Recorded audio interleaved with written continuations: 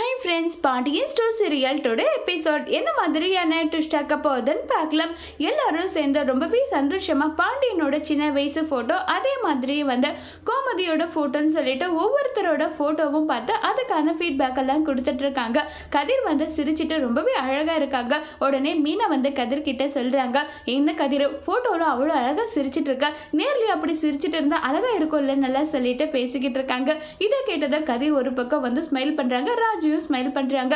அதே மாதிரி செந்திலோட போட்டோவை எனக்கு வேணும்னு சொல்லிட்டு மீனா எடுத்து வச்சுக்கிறாங்க. அந்த நேரம் பார்த்து மயிலோட அப்பா அம்மா வந்ததோ உடனே எல்லாரும் அங்க இருந்து போறாங்க. உடனே ராஜு யாருக்குமே தெரியாம கதிரோட சின்ன வயசு போட்டோவை எடுத்து ஒளிச்சு வச்சுக்கிறாங்க. நாங்க சீர் கொடுக்கறதுக்காக வந்திருக்கோம்னு சொல்லிட்டு இப்ப நகை பணம் எல்லாமே எடுத்துட்டு வந்திருக்கோம்னு சொல்றாங்க. உடனே கோமதி, எங்களுக்கு இதுல கொஞ்சம் கூட விருப்பம் கிடையாது, ஆனா நீங்க மனசு கஷ்டப்படுவீங்கன்றதுக்காக தான் இதை நாங்க வாங்குறோம். நீங்க இப்படி எல்லாம் பண்ணக்கூடாது, என்ன செய்யணும் தோணுதோ அதை நீங்க செஞ்சுக்கோங்கன்னு சொல்லிட்டு கோமதி சொல்றாங்க. உடனே மயில் ஒரு பக்கம், என்ன இது இவங்க கிட்ட பணமே ₹1 கூட இல்லாம இருந்தது, இவங்க என்னடானா எல்லாமே பண்ணிக்கிட்டு இருக்காங்களே, என்ன பண்ணதை வச்சு இவங்க பண்ணாங்க, என்ன ஏதுன்னு ஒண்ணுமே தெரியலன்னு சொல்லிட்டு ஒரு பக்கம் ரொம்பவே பயங்கர வருத்தத்துல இருக்காங்க. அடுத்ததான் நம்ம மீனா ஒரு பக்கமும் ராஜு ஒரு பக்கமும் ஃபீல் பண்ணிட்டு இருக்காங்க.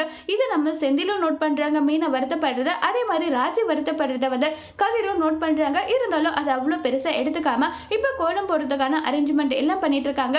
அப்ப நம்ம மீனா ரொம்பவே ஹாப்பியா அழகா எல்லாரும் சேர்ந்து ரொம்பவே சூப்பரா கோலம் போட்டுட்டு இருக்காங்க. அடுத்த நாள் காலையில அரசி பஸ் ஸ்டாண்ட்ல வெயிட் பண்ணிட்டு இருக்காங்க பஸ்ஸுக்காக.